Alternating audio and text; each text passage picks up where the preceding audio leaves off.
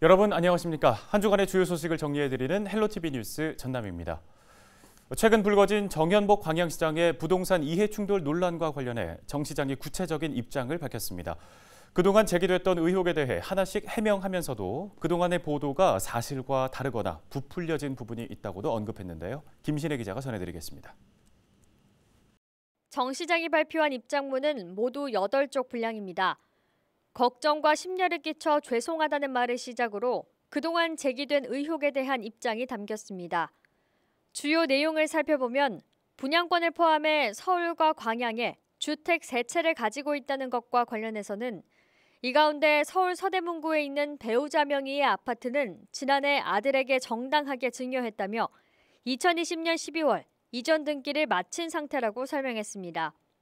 또 광양시 성왕동에 아파트 분양권을 가진 것은 시장 퇴임 후 살기 위해 일반 분양 신청을 해서 당첨된 내용이라고 덧붙였습니다. 가장 처음 논란이 됐던 광양읍 칠성리 정 시장의 땅 위에 도로가 생기는 부분에 대해서도 해명을 내놨습니다. 정 시장은 42년 전부터 소유권을 취득한 땅이라며 해당 도로 개설은 소방차 진입이나 상권 개선 등 주민들의 요구를 반영해서 관련 법에 따라 결정된 사안이라고 못 박았습니다. 일부 토지를 사회에 환원하겠다는 입장도 포함됐습니다. 2년 전 퇴임 후 농사를 짓기 위해 진월면에 토지를 매입했지만 도로가 생기면 오해가 생길 수 있는 만큼 사회에 환원하겠다는 겁니다. 정 시장은 또 입장문에서 그동안 사실과 다르게 부풀려 보도된 부분이 있다면서 앞으로 인정할 건 인정하고 사실이 아닌 부분은 적극 소명해 나가겠다고 덧붙였습니다. 여러 의혹이 제기된 뒤 처음 구체적인 입장을 밝힌 정현복 광양시장. 하지만 광양 시민들은 논란이 계속되는 만큼 아쉬움을 드러냈습니다. 공무원들이 그러면 안 되지. 자기가 가진 정보를 이용해가지고 그런다는 게 말이 안 되는 거지. 무슨 시장 말고 일반 사람들이었으면 자기 땅이 있고 그러면 갑자기 그게 도로가 생긴다 그러면 이해를 하겠는데 이 광양을 통틀어서 그 관리하는 시장이 자기 수익을 챙기려고 한다고 생각이 들 것 같아요. 정 시장 일가에 대한 부동산 이해 충돌 의혹 수사가 진행되고 있는 가운데 정 시장의 적극 해명에도 불구하고 당분간 논란은 지속될 것으로 보입니다. 헬로티비 뉴스 김신혜입니다. 한국섬진흥원 유치를 위한 자치단체 간의 경쟁이 뜨겁게 달아오르고 있습니다. 일찌감치 유치전에 뛰어든 전남에서는 목포시가 섬의 수도이자 관문인 점을 내세워 유치에 자신감을 보이고 있는데요. 목포 유치를 열망하는 전남도민들의 응원도 잇따르고 있습니다. 고정민 기자입니다. 우리나라 육지 면적의 4배가 넘는 섬. 하지만 고립의 상징으로만 여긴 탓에 그동안 정부의 정책 수립 과정에서 자주 소외됐던 곳입니다. 결국 정부기관을 새로 만들어 섬 정책을 발굴해야 한다는 필요성이 제기되자 정부는 한국섬진흥원 설립을 확정한 뒤 대상지 물색에 나섰습니다. 전남에선 목포와 신안 두 곳이 유치전에 뛰어들었는데 최근 신안군의 통큰 양보로 목포가 단일 후보에 이름을 올렸습니다.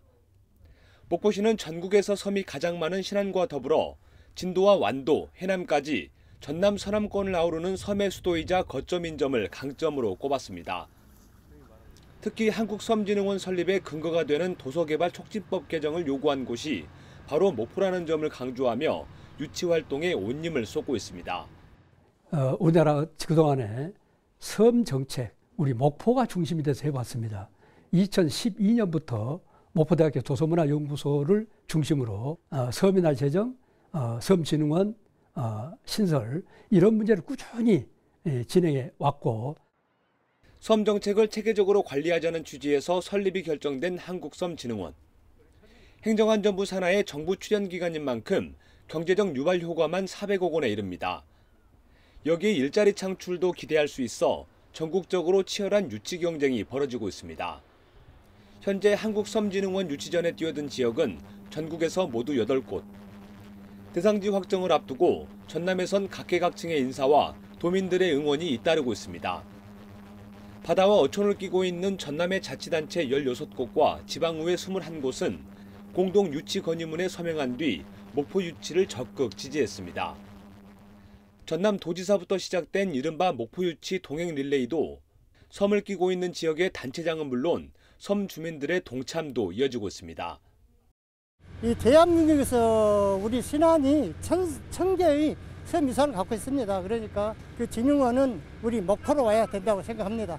섬 사람들이 살 길이 거기밖에 없습니다. 급한 환자가 생겼을 때 헬리콥터는 해가 안 뜨면 밤에 못 온다고. 그럼 어떻게 차도 없고 길이 막혀가고 있는데 그런 정책 만들 때는 전남이 우선권으로 왔으면 좋겠습니다.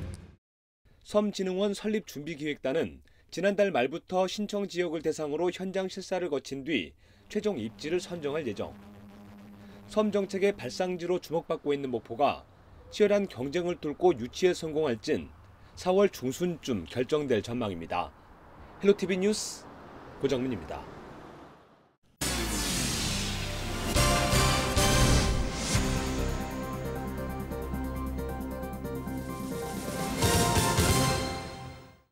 네, 올해 설 대목을 앞두고 전남 지역 22개 지자체 중 절반이 재난지원금을 지급한 바 있습니다. 하지만 장흥군은 지급하지 않았었는데요. 최근 장흥군이 내놓은 재난지원금 지급 관련 조례가 장흥군 의회를 통과하면서 전 군민 대상 지원금 지급이 가능해졌습니다. 하지만 정작 해당 예산이 없어 올해 지급은 어려울 것으로 보입니다. 송효창 기자의 보도입니다. 올해 초 설을 앞두고 전남 지역 지자체들이 앞다퉈 재난지원금 지급에 나섰습니다. 당시 재난지원금을 지급한 곳은 여수와 목포, 순천, 광양, 나주 등 5개 시는 물론 고흥과 영암, 강진, 해남, 장성과 구례까지 6개 군 등 모두 11곳입니다. 전남 지자체의 절반이 지급한 것. 그러나 장흥군은 보편적 재난지원금보다는 맞춤형을 주겠다며 종교단체와 소상공인에게만 지급했습니다. 그런데 벼랑간 장흥군이 전국민 대상 재난지원금 지급 관련 조례를 만들어 의회에 제출했습니다. 지급 근기를 마련하기 위해서란 것이 그 이유입니다.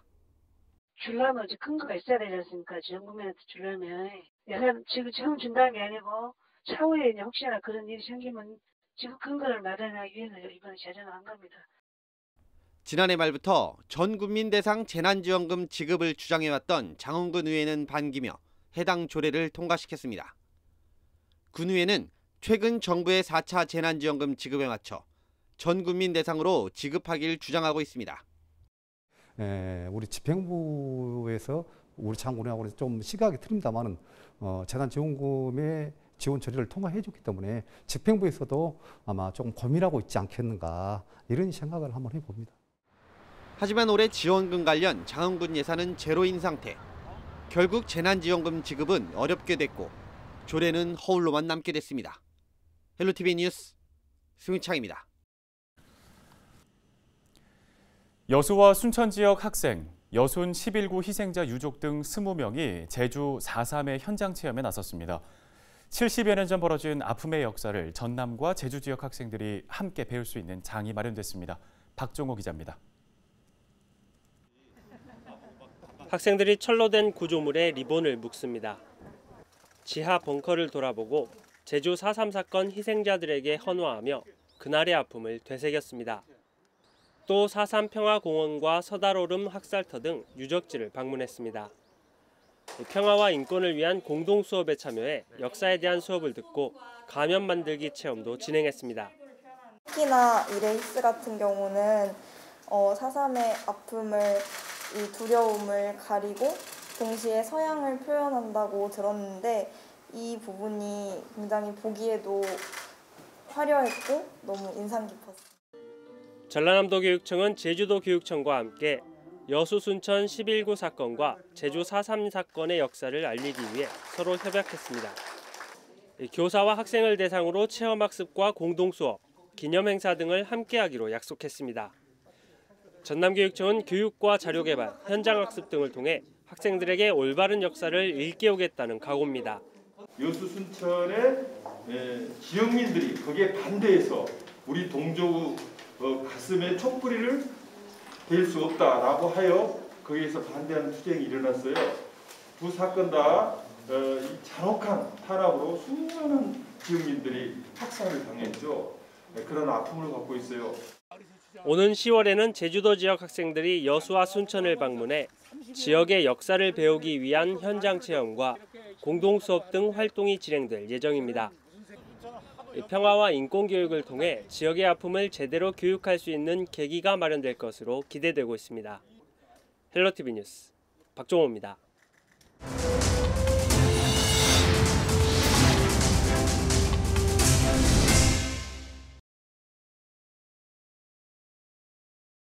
다음 소식입니다. 요즘 온라인에서 생방송으로 상품을 판매하는 라이브 커머스가 인기를 끌고 있죠. 코로나19로 대면 판매가 어려워지면서 지자체에서도 이 라이브 커머스를 활용해서 지역의 농산물 판매에 나서고 있는데요.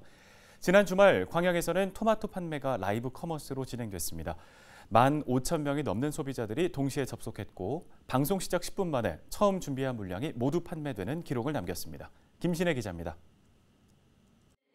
핸드폰 화면 앞에 선 출연자들이 토마토를 보여주면서 맛도 보고 크기도 비교해줍니다. 방송 화면에는 댓글이 쏟아집니다. 소비자와 실시간으로 소통하며 온라인으로 상품을 소개하고 판매하는 라이브 커머스입니다. 지난 3일 광양에서는 완숙 토마토 판매가 라이브 커머스로 진행됐습니다. 코로나19로 대면 판매가 어려워지면서 지역 농가를 돕기 위해 마련된 겁니다. 소비자들의 호응은 상당했습니다. 방송 시작 10분 만에 처음 준비했던 100박스가 모두 판매됐고 동시 접속자 수는 15,000명을 넘었습니다. 방송 진행 중에 급하게 추가 물량을 확보하는 상황도 벌어졌습니다. 그리고 20여 분 만에 추가 확보한 100박스도 모두 팔렸습니다. 30분 만에 200박스가 팔리자 농가는 깜짝 놀랐다고 말합니다. 방송 시작하자마자 완판돼버리고 기분이 좋았는데 또 추가 물량 내놔서 또 완판되니까 더 기분이 좋았습니다. 다른 농가도 참여해서 이런 기쁨 느꼈으면 좋겠습니다. 성공적인 판매를 확인한 광양시는 지속적으로 라이브 커머스를 활용해 지역 농산물을 판매할 계획을 밝혔습니다. 코로나19로 인한 소비 트렌드 변화에 발맞춰 농가를 돕겠다는 구상입니다. 앞으로는 우리가 또 광양이 매실 주산지이기 때문에 매실을 가지고 한 6월 정도 또 한 번 더 라이브 커머스를 같이 했으면은 더 많이 판매가 가능할 것 같아요. 소비자들의 높은 관심 속에서 새로운 판로로 떠오르는 라이브 커머스. 지역의 우수한 농특산물을 전국에 홍보하고 짧은 시간에 판매율도 높이는 일석이조의 효과를 보이고 있습니다. 헬로티비 뉴스 김신혜입니다. 정남진 장흥의 대표 관광지가 바로 우드랜드인데요. 편백숲과 억불산 명품 테마길 등 힐링하기 좋은 곳입니다. 하지만 산길이다 보니 불편함도 존재했는데요. 관광약자의 접근이 수월할 수 있도록 모노레일이 설치된다고 합니다. 자세한 내용은 송효창 기자가 취재했습니다. 편백나무 가득 울창한 편백숲 우드랜드. 휴양림이라는 이름답게 곳곳에서 느낄 수 있는 편백나무의 향은 물론 다양한 생태 체험이 가능한 곳입니다. 하지만 가파르고 험준한 산길이라는 특성상 몸이 불편한 분들에게는 쉽게 다가서기 어려운 상황. 장흥군이 관광약자들의 불편을 최소화하고 접근이 수월할 수 있도록 모노레일을 설치하기로 했습니다.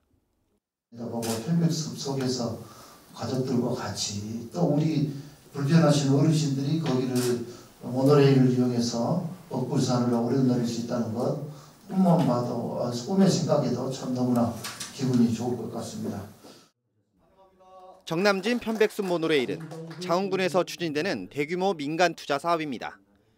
2023년까지 134억 원을 들여 우드랜드 입구에서부터 소금찜질방, 천문과학관을 경유해 억불산 정상에 이르는 2.8km 규모의 복선 모노레일과 차량 15대, 전망대 등을 설치할 계획입니다.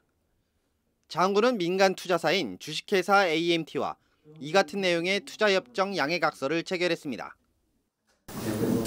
이 사업을 성실하게 잘 수행해서 장흥 모노레일이 장흥의 관광 명소화가 돼서 히트치는 작품이 될 수 있도록 최선을 다하도록 그렇게 하겠습니다. 그동안 관광약자들에게는 쉽게 다가서지 못했던 편백숲 우드랜드. 모노레일 설치로 누구나 쉽게 다가설 수 있는 대표 관광지로 우뚝 서길 기대해봅니다. 헬로티비 뉴스 송희창입니다. 네, 요즘 서남해에서는 모처럼 봄 꽃게가 황금어장을 이루고 있습니다.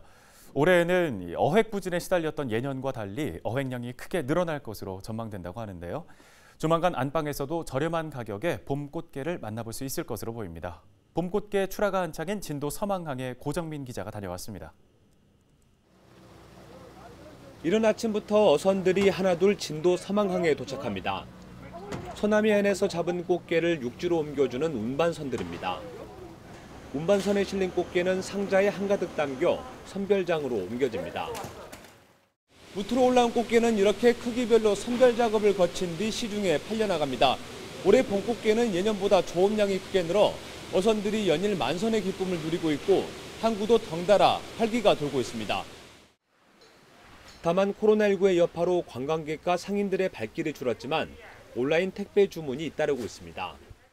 온라인으로 활성화를 하고 있는데 코로나 때문에 굉장히 어렵네요. 어렵고 전년 대비해서 물동량은 많지만 단가도 전년도 대비해서 한 70~80%가 감소되고요. 선별 작업을 마친 뒤 곧바로 이어지는 경매. 4월부터는 알이 가득 찬 암꽃게가 킬로그램당 35,000원에서 최대 4만 원 선에 팔려나가고 있습니다. 올해 1월부터 4월 초까지 잡힌 꽃게의 양은 약 12만 톤. 2년 전의 5배, 지난해보다 3배 정도 조업량이 늘어 어민들의 표정이 한결 밝아졌습니다. 올해는 바닷물 온도가 일찌감치 올라 산란기 적정 수온인 13도 선을 유지하면서 조업량도 덩달아 증가한 것으로 보입니다. 지난해 어린 꽃게를 바다에 방류했던 사업도 조업량 증가에 도움이 됐습니다. 지금 같은 추세라면 4월 중순부터는 더 저렴한 가격이 형성될 것으로 예상됩니다. 처음에 시작했을 때는 한 2톤에서 5톤 시작하다가 지금 한 10톤에서 하루에 12톤 정도 그 정도 나오고 있습니다. 꽃게가 13도에서 15도가 제일 좋은 상태고요. 그리고 이제 방류 사업을 많이 해서 개체수가 많이 늘어난 것도 그 중에 이유가 하나고요. 최근 3년 동안 어획량이 저조해 활력을 잃었던 한국. 오랜만에 찾아온 봄꽃게 풍어에 생기가 돌고 있습니다. 헬로티비 뉴스 고정민입니다. 본격적인 농사철이 시작됐지만 농촌에서는 일손 구하기가 쉽지 않습니다. 영암에서 드론을 활용한 작업이 시작되면서 시간과 비용을 줄일 수 있을 것으로 기대됩니다. 박종호 기자가 취재했습니다. 영암에서 배농장을 운영하는 나종옥 씨. 부모님의 농장을 이어받아 8년째 농업에 종사하고 있습니다. 날이 따뜻해지면서 배에 꽃가루 수정 작업을 해야 하지만 일손이 부족해 고민이 많습니다. 지난해 코로나19로 인해 외국인 노동자도 구하기 어려운 상황이기 때문입니다. 농사의 경우 같은 시기에 일을 해야 하다 보니 평소보다 더 많은 금액을 지불하고 일손을 구하고 있습니다. 요즘은 더 힘들죠. 코로나 때문에 이제 외국인들이 못 들어오니까 전에 들어왔던 사람들만 가지고 써야 되니까 지금 힘들죠. 농촌 일손 문제를 해결하기 위해 영암에서 드론이 도입됐습니다. 5명이 6시간 동안 해야 할 일을 30분 만에 마칠 수 있어 비용과 시간을 줄일 수 있게 됐습니다. 뿐만 아니라 거름을 주거나 농약을 뿌릴 때 등 다양하게 활용할 수 있습니다. 농가를 돕기 위한 손길도 이어지고 있습니다. 영암의 한 드론 방제 업체는 9,000제곱미터 이하 규모의 농가 10곳을 대상으로 무료로 비료를 뿌리는 작업을 지원할 계획입니다. 평균 30만 원 들었던 그 농약 살포가 드론을 사용하게 되니까 한 40% 정도의 비용이면 농가에 보탬도 되고 저희가 새로운 틈새로 시장을 좀 개척할 수도 있을 것 같아서. 고령화와 인구 유출 등으로 농촌 일손 부족 문제가 계속되면서 농촌진흥청이나 일부 지자체에서 드론 도입 사업을 추진하고 있는 상황. 1차 산업의 기계화를 통해 농업의 효율성을 높일 수 있을지 관심이 모아지고 있습니다. 헬로티비 뉴스 박종호입니다.